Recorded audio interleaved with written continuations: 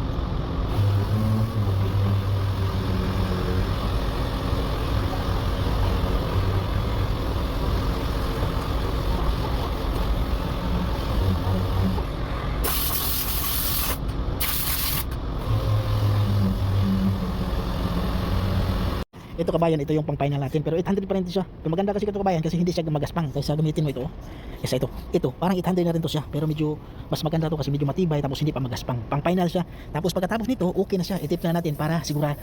Pagkatapos nito, yung mga final lang, tingnan natin, check natin pag may mga butas-butas, lagyan natin ng yung pangtapal katulad dito. So nalagyan ko ng pangtapal dito. Hindi na natin ito i-primer. Pero itanong pa rin natin to sa magpipintura. Pero sigurado na isili na lang to titingnan natin pag medyo may magaspang, so titirahan pa rin natin ulit yan. Ito yung pang final siya. So pagkatapos nito, linisan ng pang final wash, tapos itip na natin, tapos pintura na siya. Okay, maraming salamat kabayan, huwag kalimutang mag-subscribe. So yan, okay na siya. Ang mga body lines kabayan sa kutsi, pag may katulad yan kabayan, panel yung repair natin, pati yung bumper. So yung bumper, i-repair natin yan, pero saka na natin tanggalin yung bumper na yan pag matapos na yung panel.